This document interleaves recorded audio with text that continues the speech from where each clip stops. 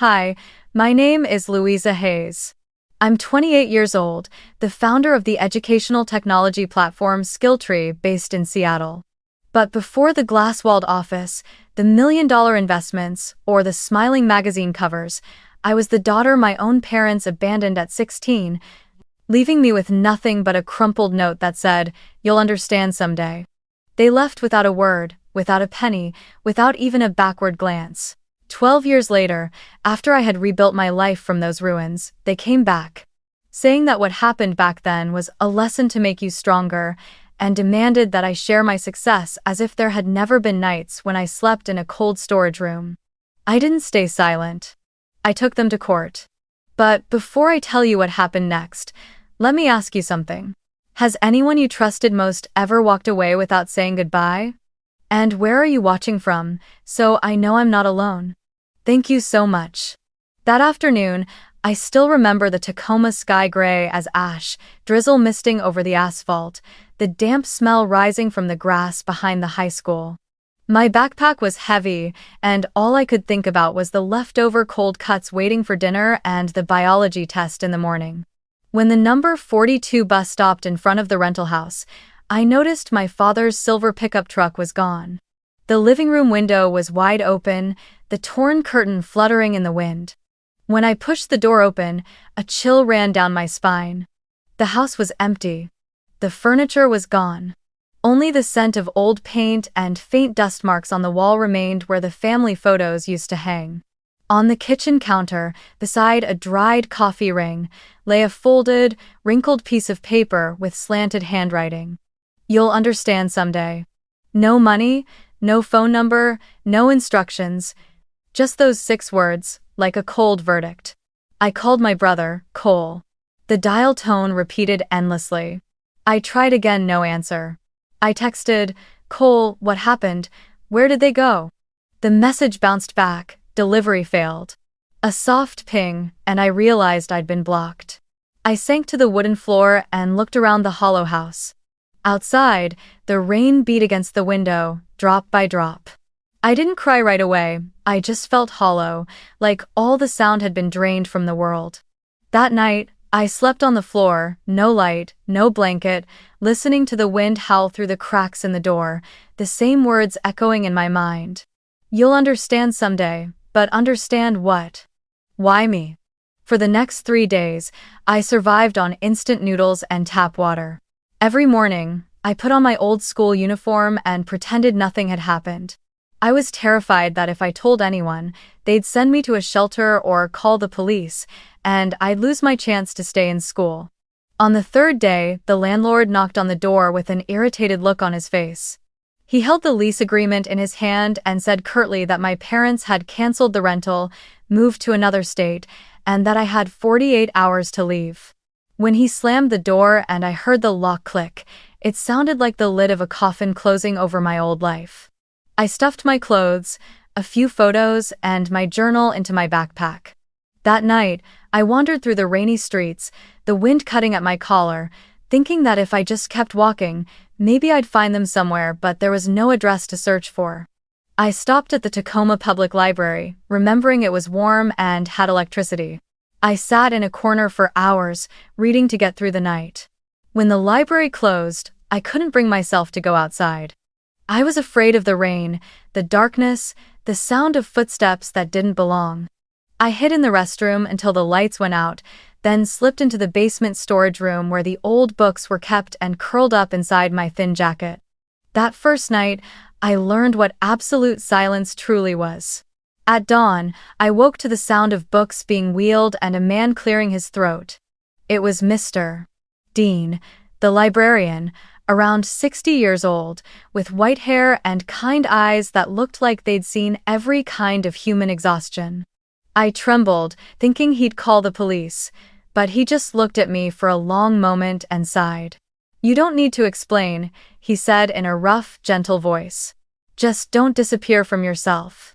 He quietly let me stay in the small storage room, telling me I could sleep there for a few nights. Each morning, I helped him wipe tables and organize books, and in return, he gave me a sandwich and a cup of hot cocoa. After a few days, he brought me an old Dell laptop with a few keys missing and taught me how to open email and look for jobs.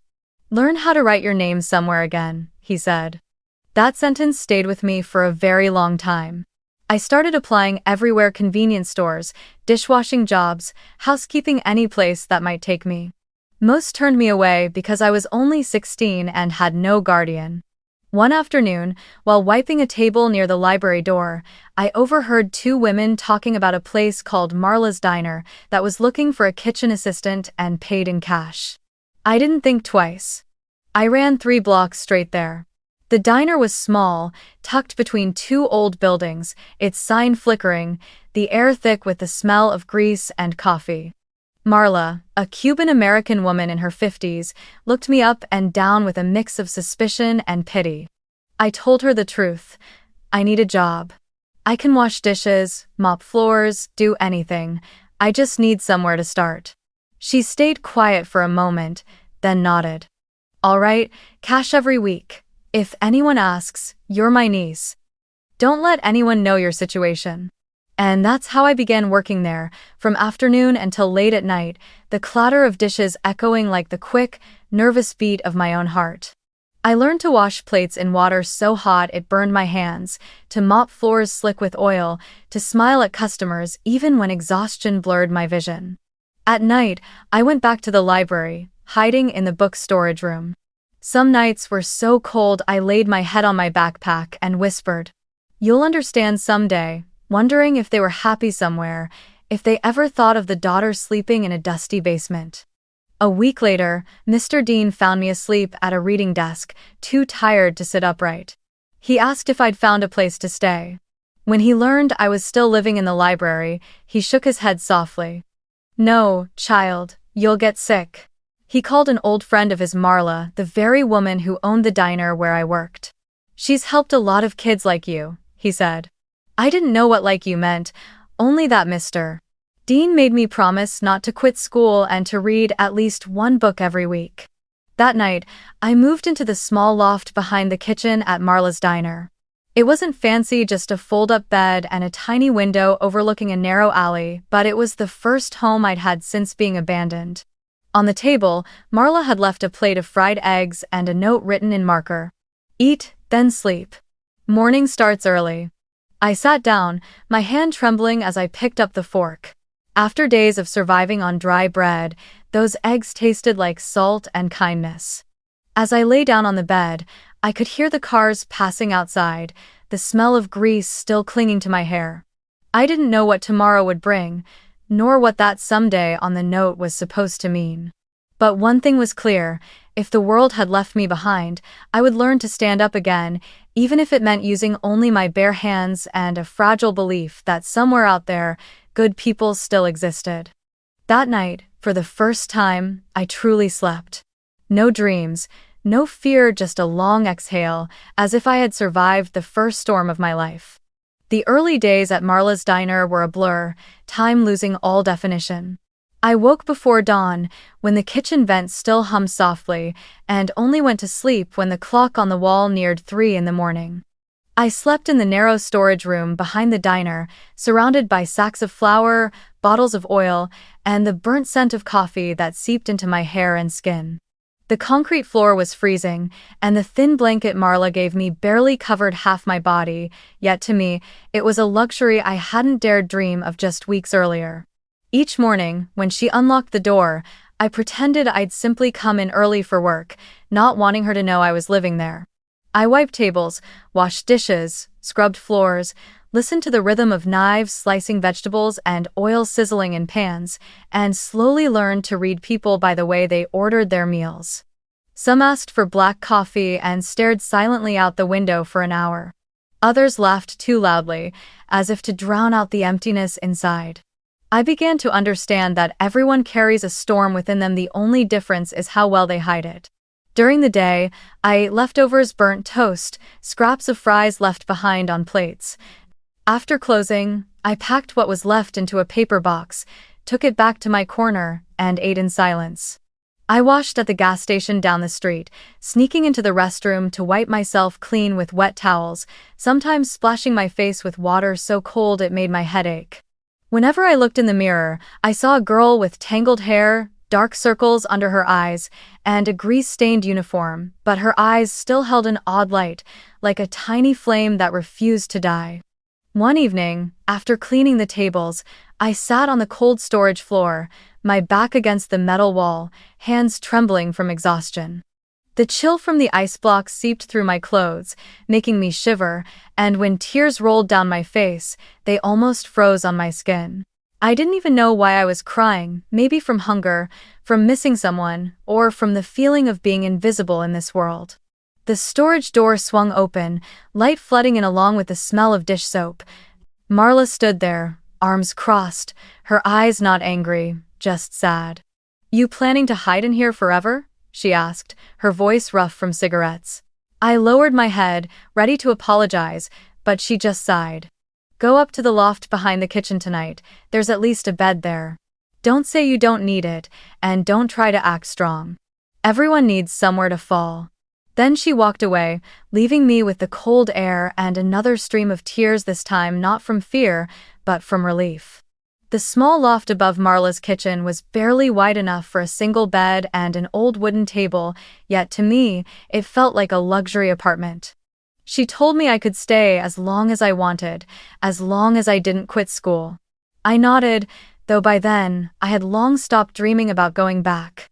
I was only learning how to live, how to survive without anyone else. Every night after work, I wrote down every expense in my notebook: bread, soap, gas station fees. I made myself a 3-line rule: eat, shelter, learn. If one day I could add a 4th line: save, I would call that success. I named it the survival plan. Marla often sat with me after closing, pouring 2 cups of coffee and telling stories about her life. She had left home at 17, disowned by her family for choosing to become a chef instead of going to college. "They said I'd never amount to anything," she said, taking a sip of coffee. "But at least I've never gone hungry. And I've never forgotten to give someone a meal when they need one." I didn't respond, just stared at my cup and thought that if anyone in this world deserved to be called family, it was her. One rainy afternoon, as I was wiping down a table, a middle-aged man walked in, raincoat draped over his shoulder, laptop tucked under his arm. He was a regular, always sitting at the same seat by the window, ordering black coffee with no sugar and typing for hours. That day, he noticed me typing something into my old phone and asked, "What are you working on?" I hesitated. "I'm just trying to rewrite some notes, to remember the formula for calculating bills." He laughed. "Formula? Looks more like a spreadsheet." It turned out he worked for a small online learning company, and they were looking for someone to enter data. "If you're interested, come by my office tomorrow morning," he said. "We pay by the hour. No degree needed, just honesty and patience." I looked at him, hardly believing what I'd heard, and nodded quickly. The next morning, I went to that office, a small floor in an old industrial building with a hand-painted sign that read, "Next Learn." The job wasn't glamorous. I just had to enter student lists, check for typos, and send confirmation emails. But strangely, I loved it. Every name, every online course made me feel like I was opening the door to another world. For the first time, I realized education could reach anyone, no schools, no money needed, just an internet connection and the will to learn. And somewhere deep inside me, a seed began to grow. If a girl who once slept in a cold storage room could learn through an old screen, maybe thousands of others could too. I spent almost all of my first paycheck on a new pair of shoes and a thicker notebook to record everything I learned about computers. At night, I went on YouTube, watching videos about web programming and how to build simple apps. I didn't understand everything, but I was patient, pausing every frame, writing down each command, making mistakes, trying again. I learned to be patient with errors. When the screen flashed, "Error," I didn't get frustrated. I saw it as a challenge. Every time a line of code finally worked, I felt like I'd won a small battle against my past. Sometimes Marla would walk by and see me hunched over the screen. She'd shake her head and ask, You planning to be a hacker or something? I laughed and said, no, I just wanted to learn how to create something of my own. She smiled softly. Then keep going. Just remember to eat dinner. Maybe she never realized that those small, ordinary words were what pulled me back from the edge of despair. The following month, my data entry job got a raise. My supervisor was surprised when he noticed I had started automating parts of the spreadsheet using formulas I had taught myself. Who taught you that? He asked. I answered honestly, YouTube and failure. He laughed out loud and said that if I wanted to learn more, he could lend me the company's free course account. I almost trembled with joy. That night, I went back to the diner, opened my old laptop, saw the words "login successful," and cried. For the first time since the day I was abandoned, I cried for something good. From that moment, I set a rule for myself: learn one new skill every week, understand one new programming language every month. I didn't know where it would lead me, only that when my fingers tapped the keyboard, I was no longer the girl who had been left behind with that meaningless note. I was rewriting my own story, line by line, command by command. And when my first program displayed the words "Hello, world," I smiled in the middle of the night. Outside, the rain still pattered against the old tin roof, but this time, I didn't feel cold. I only felt warmth rising inside me, as if the future had just opened its door, quietly but firmly, right after that final period. When I turned 20, I packed the few things I owned: the old laptop Mr. Dean had given me, my worn-out notebook, and a small suitcase of clothes, and boarded a night bus to Seattle, the city people called the promised land for those who dream more than they have. I had no plan and no one waiting for me, only a fragile belief that if I worked hard enough, life wouldn't turn its back on me again. As the bus crossed the Tacoma Narrows Bridge, the yellow lights reflected off the water, and I saw my reflection in the window, thin, hollow-eyed, but with a new light in my gaze. The will to survive had turned into ambition. In my first days in Seattle, I rented a tiny room in the old Fremont district, where the paint peeled off the walls and the wooden floor creaked with every step. The rent was far higher than what I could afford, so I took a job making coffee at a Starbucks near downtown. During the day, I smiled at customers and memorized their complicated orders: venti caramel macchiato with soy milk, and at night, when the streets grew quiet, I returned to my narrow room, barely big enough for a wooden desk and a broken chair, opened my old laptop, and taught myself to code by the dim light of a second-hand desk lamp. I wasn't learning to become an engineer. I was learning because I wanted to create something that would help others teach themselves the way I once had a way to repay the kindness that Mr. Dean and Marla had shown me. I wrote my first lines of code for a small app I called NoteShare, designed to let users share study materials online and help each other fix mistakes. Every time someone uploaded a lecture or left a thank you message, it felt like another part of my 16-year-old self was being healed. I worked without noticing hunger or sleep, knowing only that every line of code glowing on the screen was another step out of my past. Sometimes, as the morning light slipped through the window, I realized I'd stayed awake all night without meaning to. Seattle taught me how to dream big while staying grounded, like someone who had once lost everything. I met Noah, a design school dropout, at a small tech meetup in a co-working space near South Lake Union. When he heard me describe my idea about connecting self-learners, he laughed. "Sounds like LinkedIn for the forgotten," he said. I replied, "Exactly."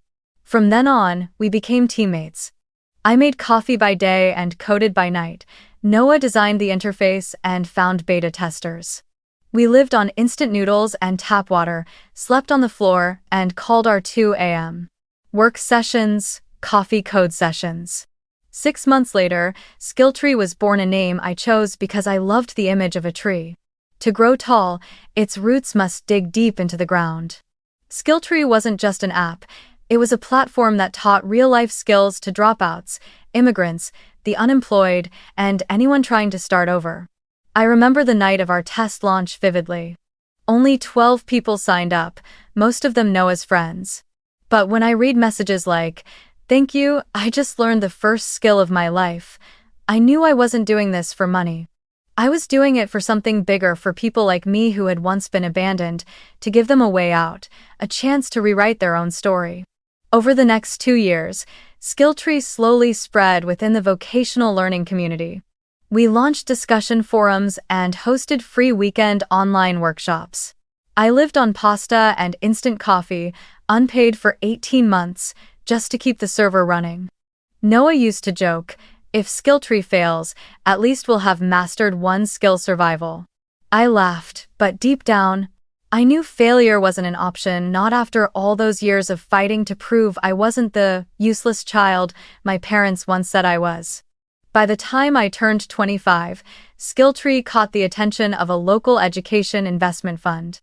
They invited me to present in a conference room on the 20th floor. I had to borrow Noah's blazer and hide my worn-out shoes under the table. When I presented the idea of education for the forgotten, the room went silent. The fund's director, a middle-aged woman named Grace, looked at me for a long time and said, "I used to be an unemployed single mother. If Skilltree had existed back then, my life might have been different." 2 weeks later, we received $1.5 million in funding. When I signed the contract, my hands shook so hard that the pen slipped from my fingers. I knew, at that very moment, my life had turned a new page. Within 3 years, Skilltree grew exponentially, partnering with vocational centers across the United States and helping over 200,000 people gain new skills and find jobs. We opened a real office in downtown Seattle and hired 5 employees. I no longer slept in a storage room, but I kept the habit of writing down my expenses in that old notebook, a quiet reminder that everything started from a small attic and a girl who once slept in a cold storage room. When I turned 27, my bank account finally reached 7 figures. That day, I didn't throw a party or buy a car. I simply made myself a cup of black coffee and looked out the window. Seattle was drizzling, just like the night I was abandoned years ago. I thought that if my parents still remembered me, maybe they would be proud. But they didn't call. No messages. No congratulations. Just silence, thick, invisible, and suffocating, as if I had never existed in their world at all. I thought I had made peace with that, until the podcast Roots and Ruins invited me to share my story. They wanted to talk about my journey from an abandoned girl to the founder of $1 million startup. I hesitated, but then I thought maybe it was finally time to tell the truth. I spoke about the note that said, "You'll understand someday," about the Tacoma Library, about Marla, about Mr. Dean, and about how forgiveness doesn't mean letting the people who destroyed you back in. My voice trembled near the end, but the host only nodded and said, "Your story isn't about revenge, it's about rebirth." The podcast was released on an autumn morning. I expected only a few thousand listens, but within 4 days, it had surpassed 2 million. Thousands of messages poured in from people who had been rejected, survived abuse, or been cast out by their families. They said my story made them feel seen. I read every single one, tears streaming down my face. 3 days after the episode went viral, I woke in the middle of the night to a flood of email notifications. On my phone screen, buried among hundreds of supportive messages and interview requests, one subject line made my heart tighten. "We're still family. Don't forget who gave you life." The sender, Lydia Hayes. I sat up, the phone's light casting a pale reflection on the wall, illuminating my face in the window, tired, startled, and filled with something both familiar and dangerous. I opened the email. The first line was a congratulation, cold and mechanical, like something copied from a greeting card. "I'm so proud of you. You finally made it, and now you're old enough to understand why we did what we did. We didn't abandon you, we just wanted you to be stronger. If we hadn't left, you would never have become the woman you are today." I read it 3 times, and each time, my stomach tightened more. Maybe what hurt the most wasn't their shamelessness, but the way they turned cruelty into a parenting strategy. A few minutes later, another email arrived, this time from my father, Robert Hayes. His message was short, emotionless, without even a greeting. "The family is struggling. Cole's unemployed, your mother's sick, hospital bills are high. I know you're doing well. Can you help a little? Family is always family. I gripped the phone so tightly that my palms burned. That phrase, family is always family, felt like a dull knife twisting through my memory. What family?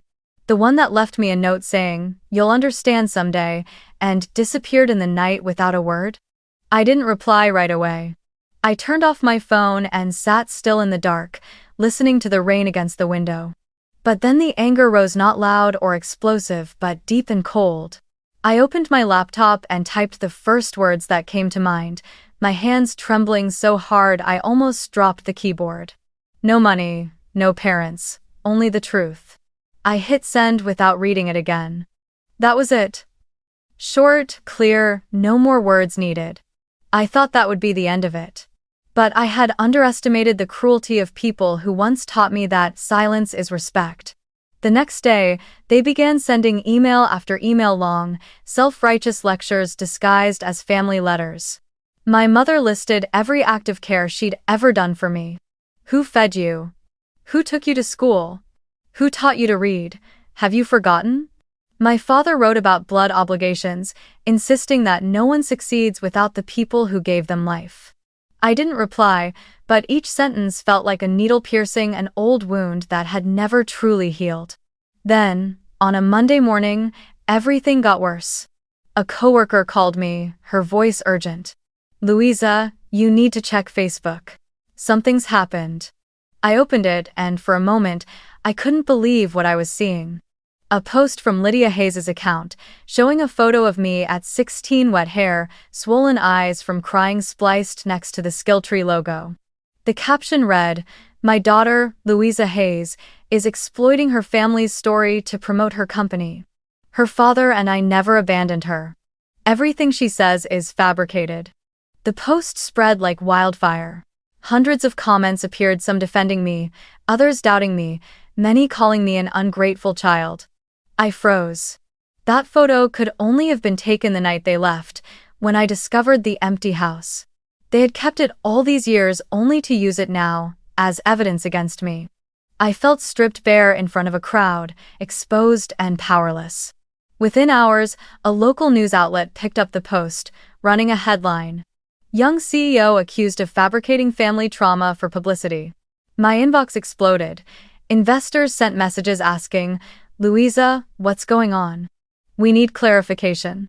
I called an emergency meeting with the communications team, my voice trembling so badly I had to drink 3 glasses of water before I could speak. Noah looked at me, his eyes full of both anger and concern. "We'll handle it," he said. "But Louisa, they're not after money, they want to destroy you." And he was right. I knew exactly what my parents were doing. Since they couldn't reach me emotionally, they chose to attack publicly, to drag me down in front of the world. They knew my reputation was built with everything I had left to give, so they struck right where it hurt most. That night, I couldn't sleep. I reread every email they had sent, every post, every cruel comment. I kept wondering how many people believed them, how many thought I was really a fraud. For a brief, weak moment, I hovered over the delete account button. But I stopped. If I stayed silent, it would mean letting them rewrite my story again. And I couldn't let that happen. The next morning, I called Sarah Miller, a well-known attorney specializing in defamation and media harassment.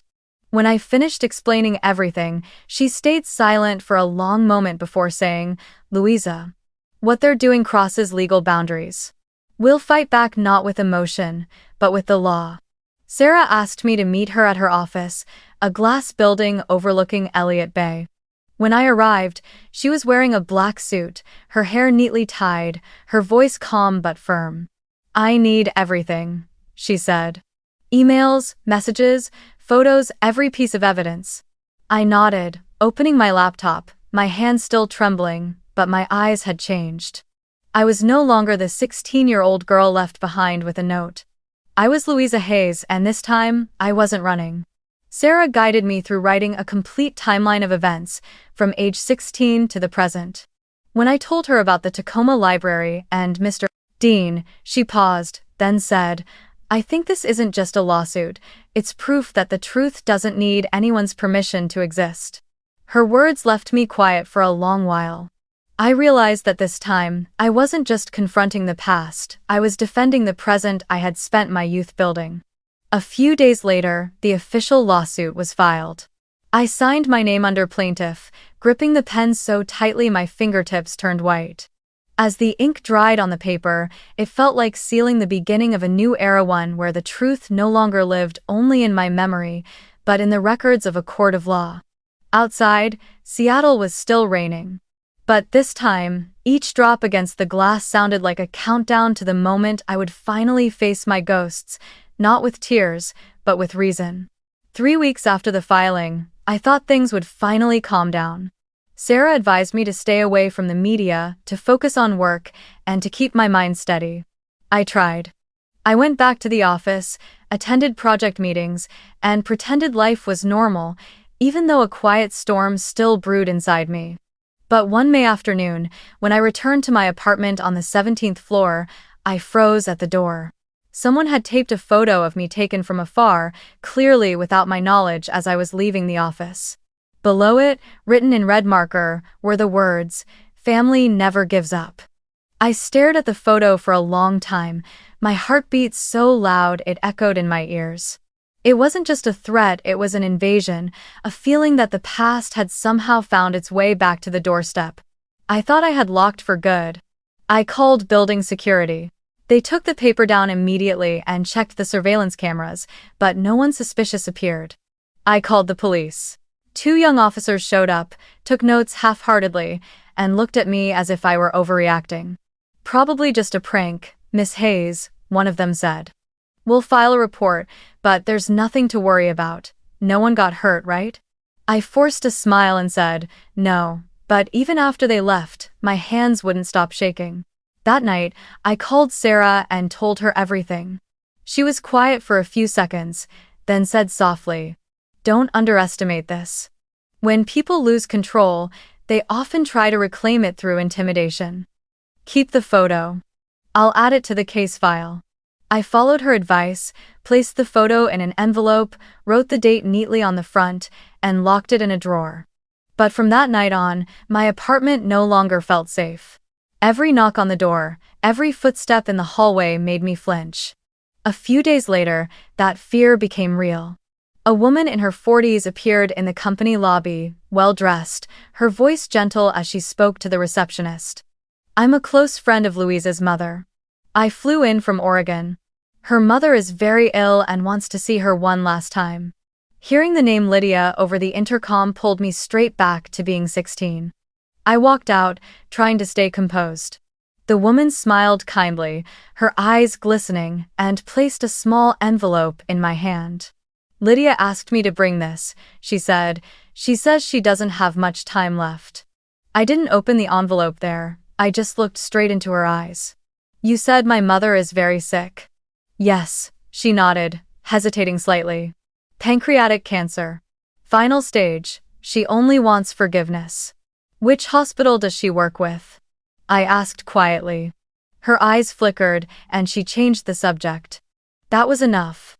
After she left, I called the hospital where they'd once used our old family insurance. The person on the line confirmed there was no patient named Lydia Hayes in their system. I called 3 more facilities, including a state medical center where they used to live. The answer was the same, no one by that name was being treated. My breath caught, my chest felt like stone. Inside, the envelope was a small card with a printed cross and a handwritten message. "Forgiveness is what God wants. Louisa, I still pray for you." I brought everything to Sarah.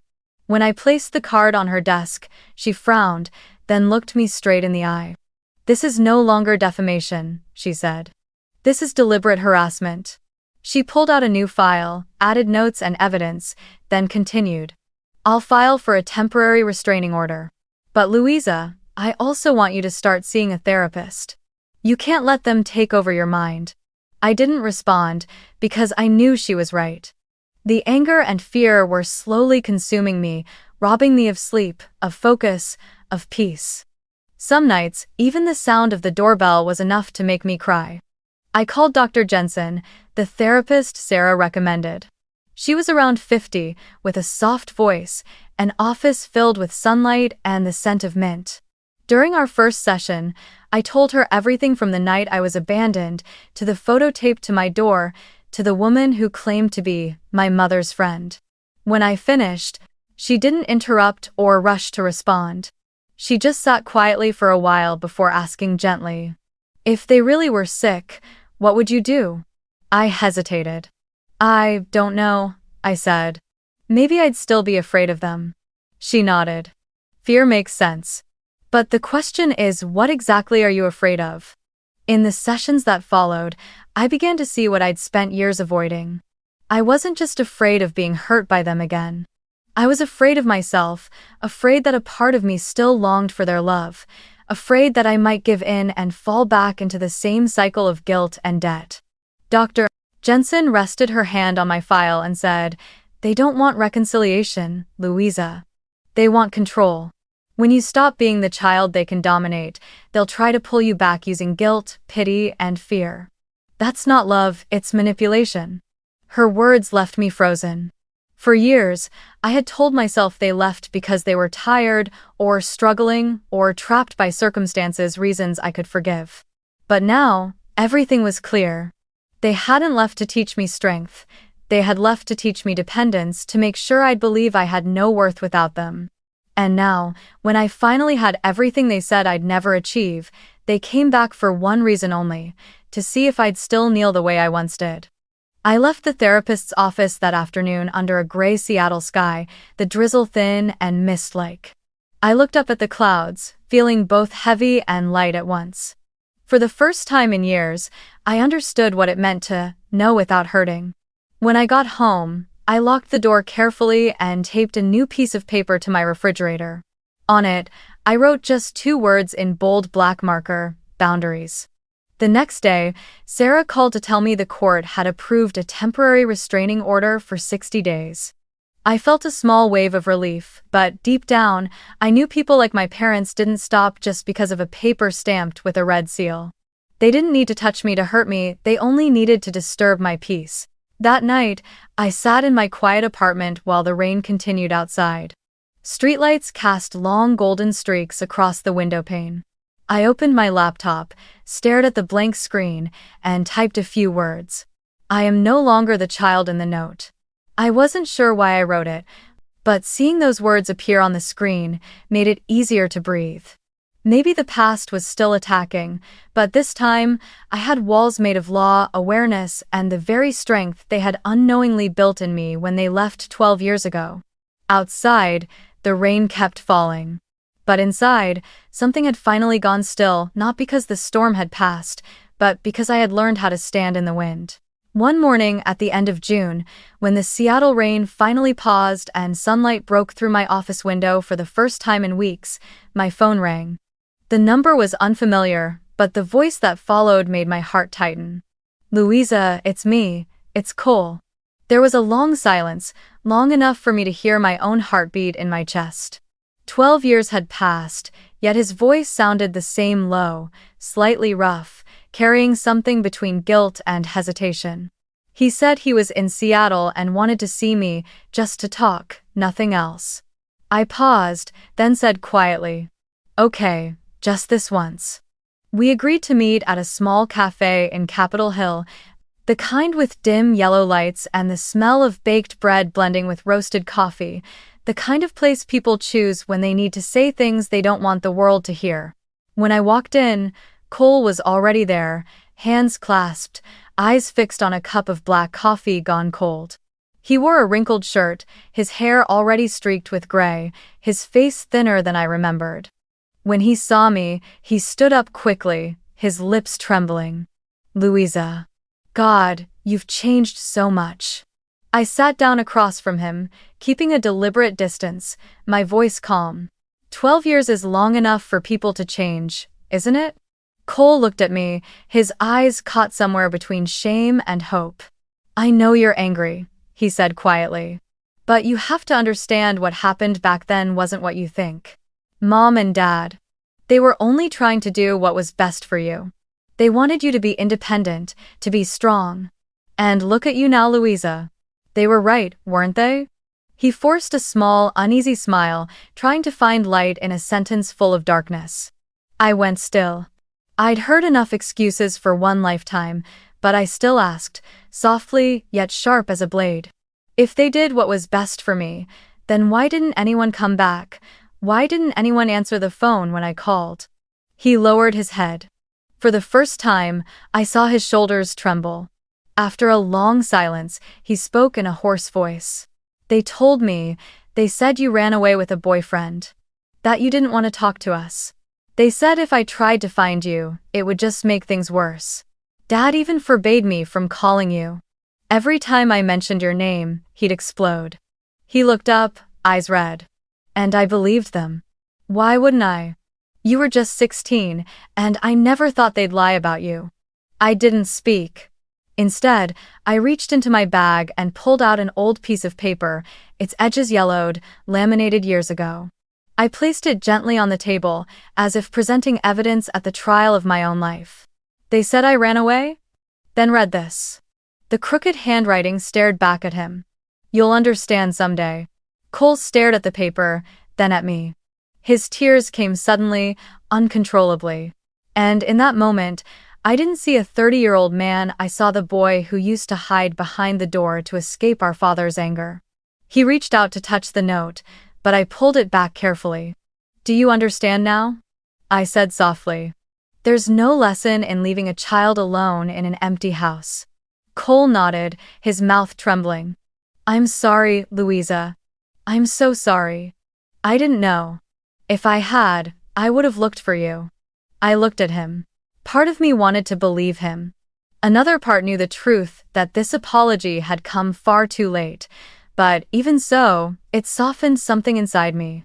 Just for a fleeting moment, it felt like we were still the same two siblings sitting in that old living room, watching Christmas movies together before everything fell apart.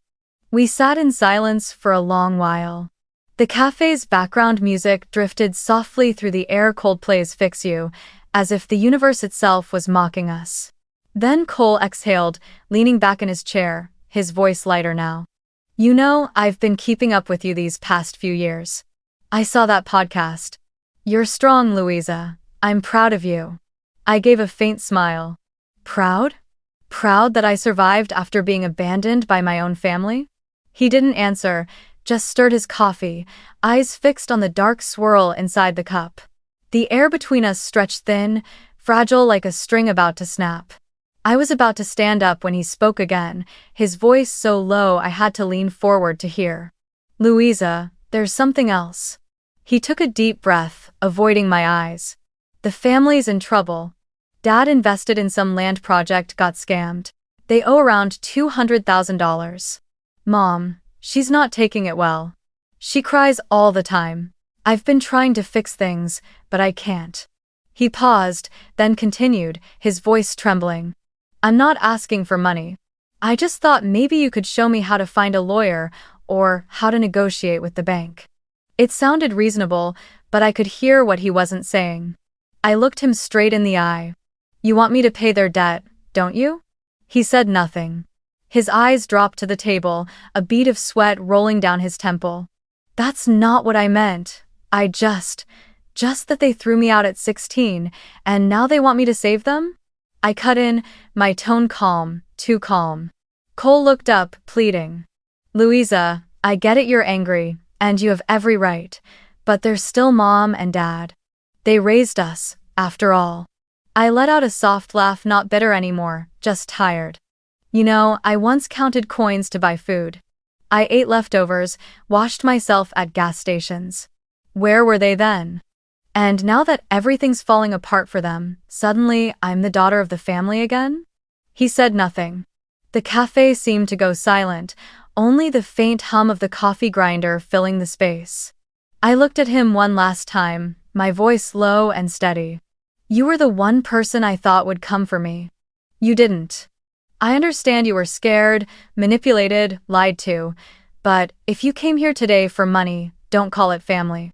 Cole bowed his head, his hands clenched together. I'm sorry, he whispered. I just don't know what else to do. I stood up, leaving a few bills on the table to cover my coffee.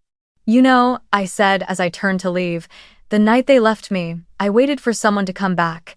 You didn't. And now I don't wait anymore.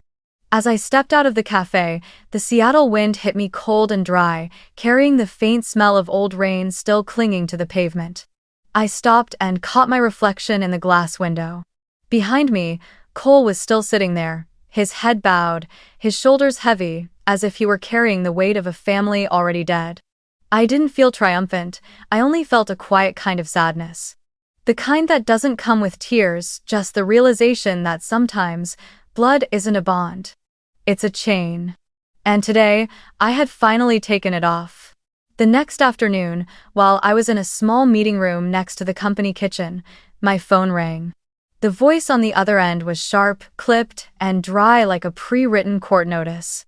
This is the attorney representing the Hayes family.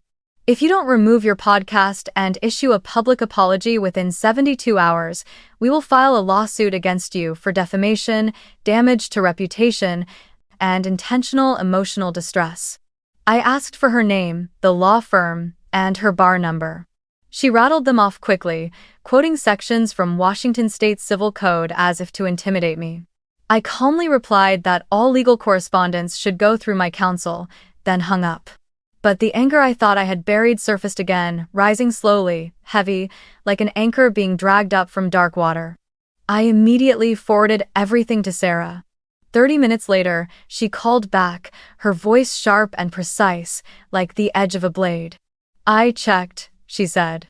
That woman is a real lawyer, but she has no record of representing Lydia or Robert. This is a scare tactic, a pressure move through media. It's baseless and dirty. We'll respond formally, in writing, demanding that all communication go through me. And we'll require written proof of representation. If they can't produce it, it's harassment pure and simple. I exhaled slowly, looking down at my hands resting on the wooden table. Inside me, the first crack in my calm had begun to spread. That afternoon, my mother's Facebook page appeared again, pushed to the top of my feed by the algorithm.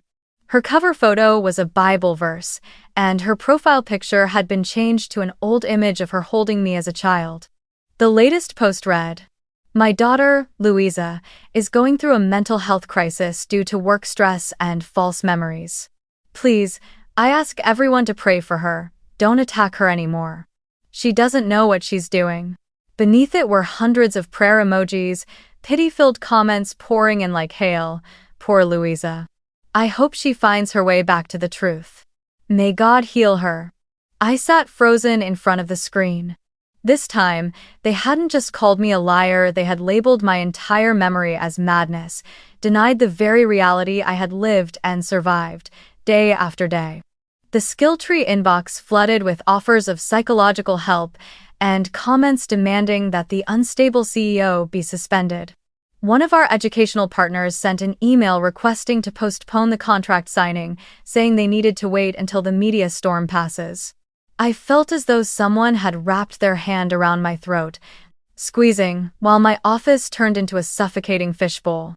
That night, when everyone had gone home, only the hum of the ventilation system and the glow of late lights filled the room. I stood by the tall window of the office, looking down at the wet streets below. Seattle's rain had stopped, but the air still felt heavy, as if another storm was waiting to break. I was saving evidence of the post, taking screenshots of the URL and timestamps to send to Sarah, when a sharp, metallic crack tore through the air, a deafening crash that rang like a church bell. The window shattered into a web of cracks, and a brick slammed into the edge of the conference table. Beside it lay a folded piece of paper with large, jagged black letters, "Family is forever." How? I stumbled back instinctively, my heartbeat stuttering, ears ringing. Shards of glass scattered around my shoes, glittering like salt in the lamplight. I called security, then 911, then Sarah. Noah came running from the design room, eyes wide, lips pressed tight, his hand gripping my shoulder as if to check that I was still real, still breathing, still alive. The police arrived, cordoned off the area, asked the usual questions. They looked around, then shook their heads.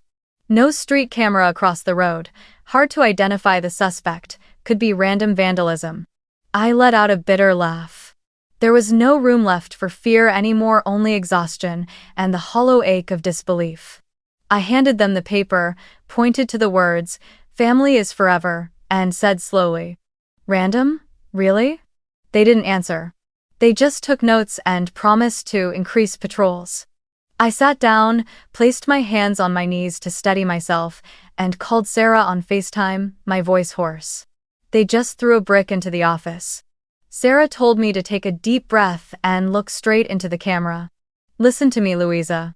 This is an escalation, defamation, then legal intimidation, then fabricated mental illness, and now property violence. We're adding this to the petition for a permanent restraining order. I also want to file a defamation suit with damages, and if this continues, we'll consider an IIED claim, intentional infliction of emotional distress. But more than that, you need to stay safe. Go home with someone, change your schedule, disable location sharing, and don't walk alone at night."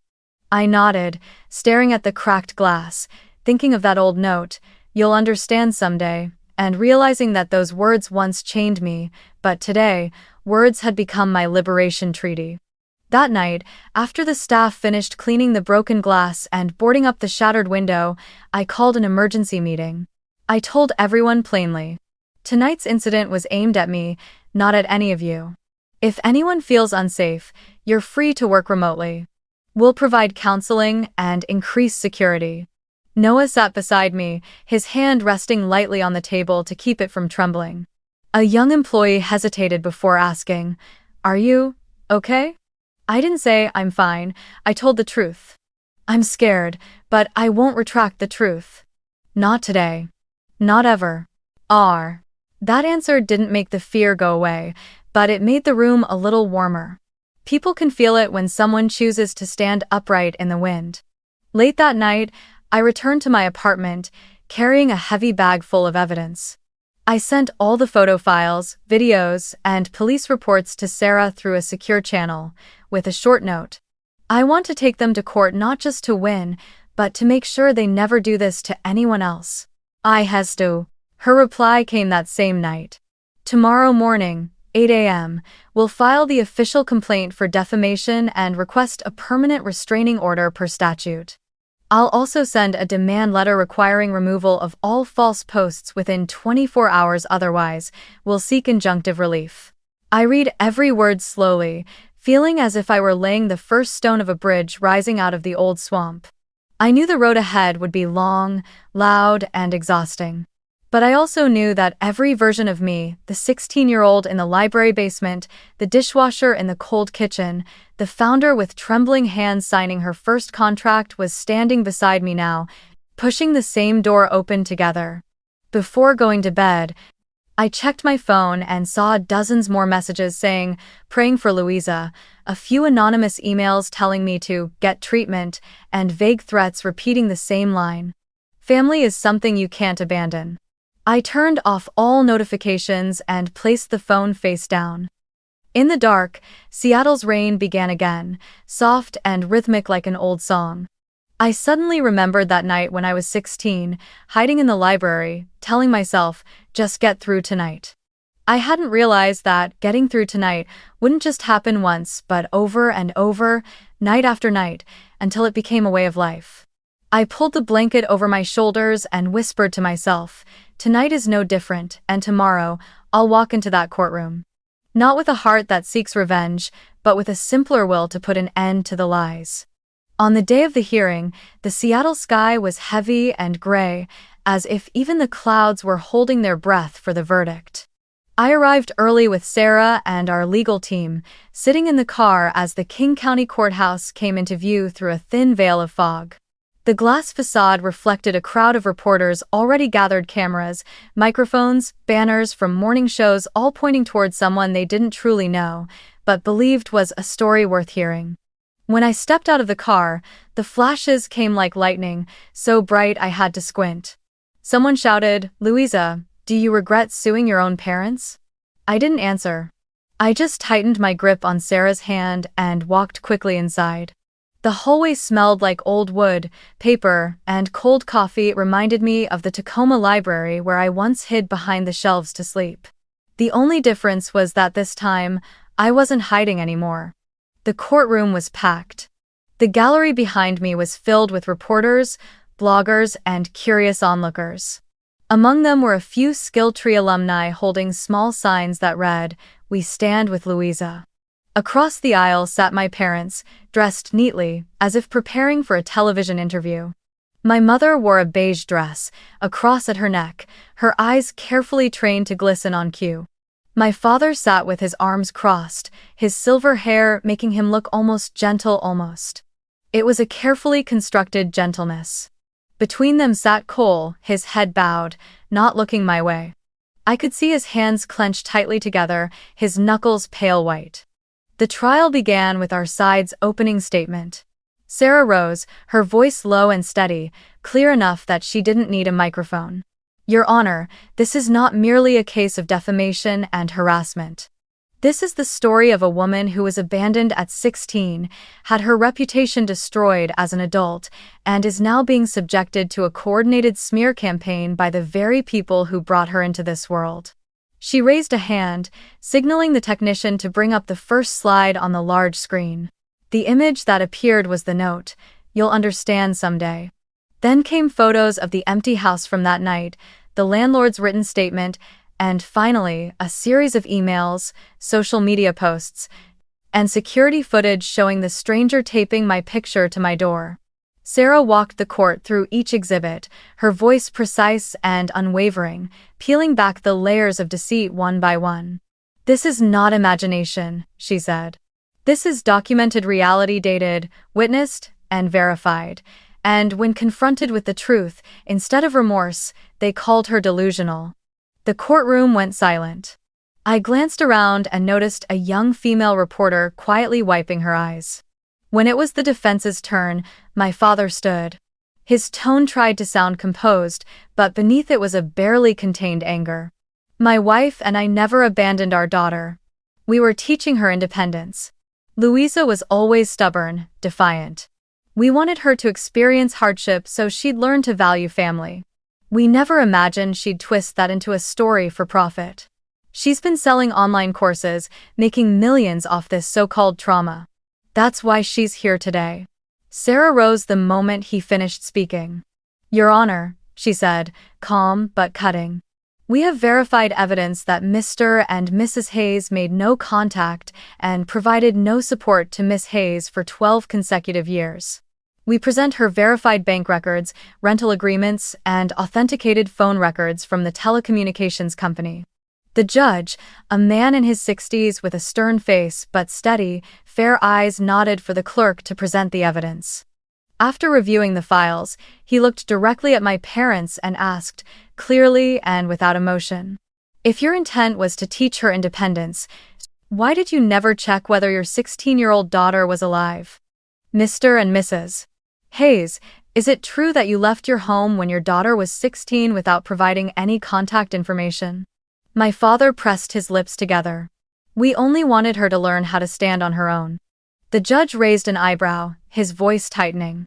"By disappearing without a word, leaving her without a home, without money, without food?" My mother began to cry, forcing a trembling softness into her tone. "Your Honor, we never thought she'd suffer like that. We believed she'd go stay with her grandmother." "Her grandmother passed away 2 years earlier," Sarah cut in, her voice cold and precise.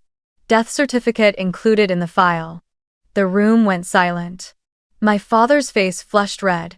He turned to my mother and muttered something I couldn't catch. The judge leaned back in his chair, tapping his pen slowly against the desk. "I keep hearing you use the phrase lesson in independence. But that lesson nearly left a child starving to death in a public library. That's not independence, that's abandonment. And when she survived and built her life with her own hands, you attacked her again, this time with lies. Do you know what that's called? It's sustained psychological abuse." The air in the courtroom was so heavy it could have been carved with a knife. I sat still, my hands clasped tightly together, my vision blurring. For the first time in my life, someone other than me was saying those words out loud. After 3 hours of testimony, both sides were granted closing statements. Sarah looked at me and gave a small nod.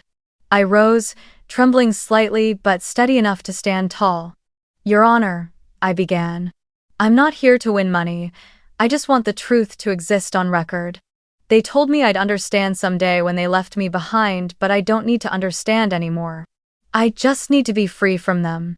My voice cracked on the final word, but I didn't lower my head. The judge nodded slowly, then read the verdict.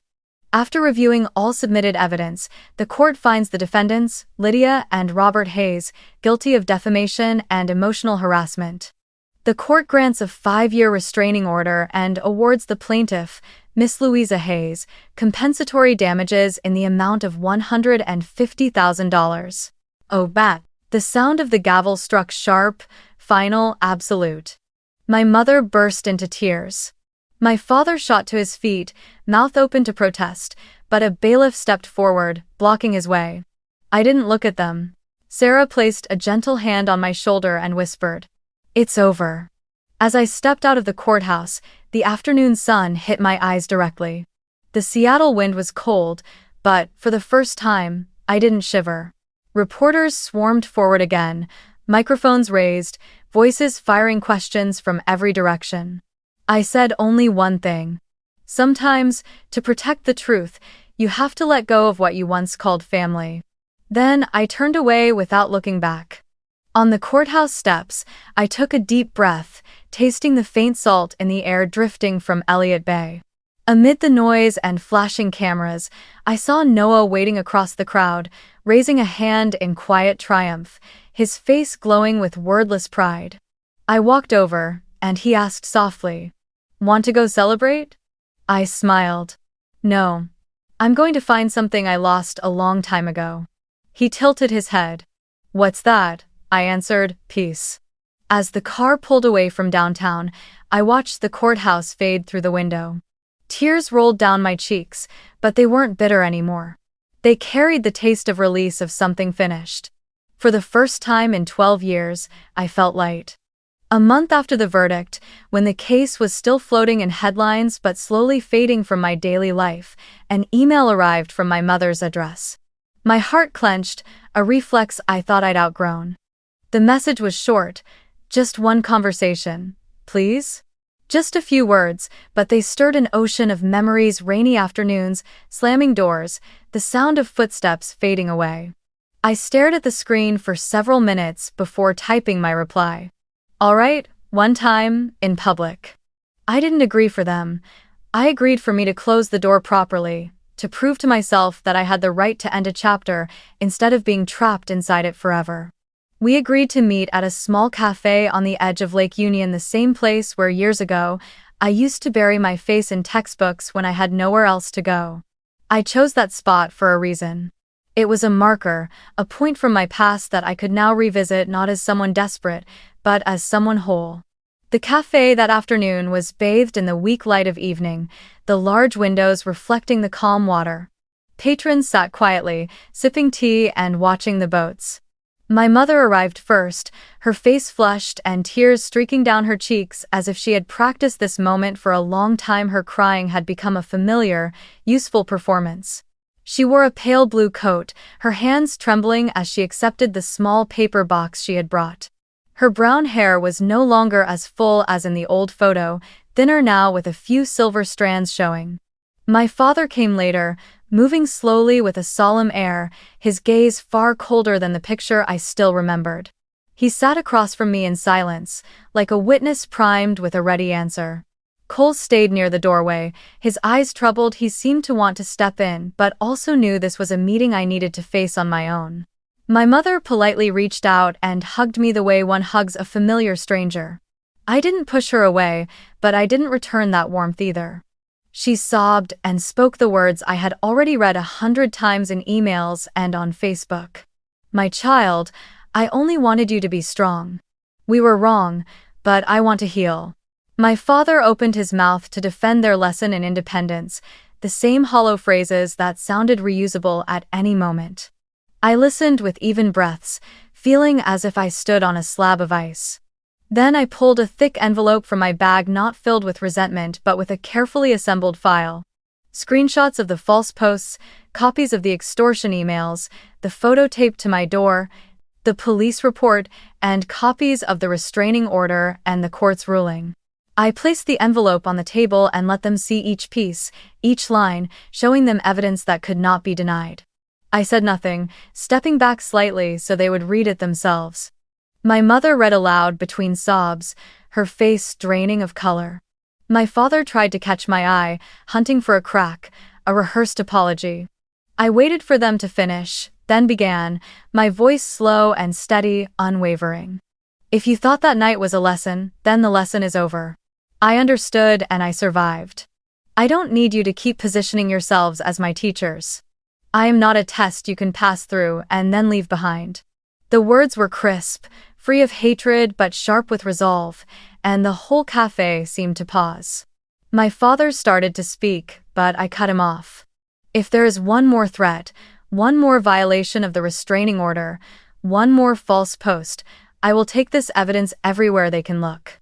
The press, church communities, alumni networks, banks, landlords, anyone you have ever asked for pity. I'm not saying this to shame you, I'm saying it because I will not allow you to keep manipulating my life and the lives of others. My mother's weeping grew louder, as if my accusation had torn down the facade she had constructed, but I did not yield to those tears. I told them about the nights I slept in the library, about Mr. Dean, about Marla, and about the copies of records I still kept ready to be shown if ever needed. I spoke not to earn back sympathy, but to make them hear every fact, every wound they had caused. I made it clear that I had legal counsel, that the court had issued a restraining order, and that if they continued, the consequences would be both legal and public. My mother reached out, pleading, "Please, sweetheart, we're sorry, give me one more chance." I met her eyes and didn't waver. A chance doesn't mean access. If you're sincere, you'll respect boundaries. I wanted them to understand that an apology is the beginning of a long journey, not a convenient phrase tossed into the air. As the conversation quieted, I took out the old piece of paper, the one they'd left on the kitchen table the night they disappeared. I had kept it like a scar, and now I returned it as a declaration of closure. "This belongs to you," I said evenly. "Keep it, it doesn't hold any power over me anymore." My mother broke down, clutching the note as if it were the last ember of something she could still call hope, but I had already stepped back, the line between us now drawn by both words and law. I laid out my terms clearly. They were to obey the restraining order, make no contact with me through any channel, stay away from my home and workplace, and if they ever wished to see their grandchildren, they could petition the court after proving genuine change through action, through therapy, through community work, and through not violating another single boundary. I didn't expect them to accept this right away, but I needed them to know every word had been weighed, and none would be taken back. When I stood to leave, neither of them reached for me. They simply watched, perhaps realizing too late that pity can't rebuild what cruelty destroyed. Cole followed me partway, grasping my hand a grip heavy with remorse, almost a plea for redemption. I looked at him, gave a small nod, and said softly, "Live well. I debut." Outside, the sky above Lake Union was clear, the wind sharp but no longer cutting. I pulled my coat tighter around me and felt a strange lightness, not the shallow kind of joy, but a deeper calm, the kind that comes when the final piece of a long, broken puzzle finally clicks into place. I had said what needed to be said. I had drawn the boundaries no one could cross. And as I walked away, my heart understood something with perfect clarity. Endings aren't losses, they're choices. After that final meeting, I left Seattle and moved into a small house by Lake Bellevue where the misty mornings slowly dissolved into soft sunlight, and by afternoon, the water shimmered with gold as if melting into the sky. I didn't choose the place to hide. I chose it to begin a new chapter, one without knocks that made my heart race, one without emails that stole my sleep. The house was barely large enough for two, though in truth, I only needed one and a dog. I adopted him from a local animal rescue center, a golden-furred puppy with dark coffee bean eyes and a tail that curled into a question mark. I named him Scout, after the character in To Kill a Mockingbird, the same book I had read while hiding in the library at 16. Scout ran circles around the porch, and every time I laughed, he barked softly, as if he understood that the world had finally become a little less frightening. Life in Bellevue was nothing like Seattle, peaceful, unhurried, free of car horns and hurried footsteps. I began my mornings with yoga on the balcony, letting my breath move with the mist rising from the lake. Each motion, each inhale and exhale felt like teaching myself peace all over again. I continued therapy with Dr. Jensen not out of fear this time, but out of a desire to understand myself better. We spoke about guilt, boundaries, and simple joy. I told her about Scout, about the quiet breakfasts, about the small eggplant plants growing by my front door. She smiled and said, "You don't have to run from your past, Louisa. Just build it a small room inside your heart, not locked, but where no one can stay." One afternoon, I received a handwritten letter. The slanted handwriting wasn't as sharp as before. In the corner of the envelope was a small note. From Cole. I opened it, feeling a quiet mixture of tension and calm. Inside, he wrote, "I'm sorry, this time, I mean it. I've left home and rented a small room in Spokane. I don't want to live with them anymore. I've read the court records, every word you said. You were right, I just hope we can rebuild, not with money, but with honesty." At the bottom, he had added one more line. "If you agree, I want our family to start again with truth." I sat there for a long time, then wrote a single sentence in reply. "Okay, but no talk about money." I sealed the letter and sent it off, not knowing what the future would bring, but for the first time in 12 years, it felt like an invisible rope around my throat had finally loosened. After the lawsuit, Skilltree remained standing. When the news spread that its CEO had once been an abandoned child, people began reaching out not to pry, but to share their own stories. During one internal meeting, Noah suggested, "Louisa, what if we start a scholarship program for teens who've been abandoned, like you once were?" I looked at him, my chest tightening, and nodded. And that's how Second Start was born, a program that taught skills and offered psychological support for young people who had lost their families. We didn't just teach coding or trade skills, we taught them how to believe in themselves, even when the world had turned its back. Every time I saw those students standing in front of a whiteboard, eyes shining with focus and hope, I thought of the 16-year-old girl I used to be, hungry, scared, yet still learning how to type her first line of code. On quiet evenings in Bellevue, I often sat on the balcony with Scout curled by my feet, sipping a glass of white wine as small boats drifted across the lake. Sometimes, the nightmares still came, the sound of my father shouting, my mother crying, doors slamming, the chill of the storage room. But I no longer woke up gasping. I would simply open my eyes, place a hand over my heart, and breathe. Storms could still come back, but now, I knew how to stand in the center of them without breaking.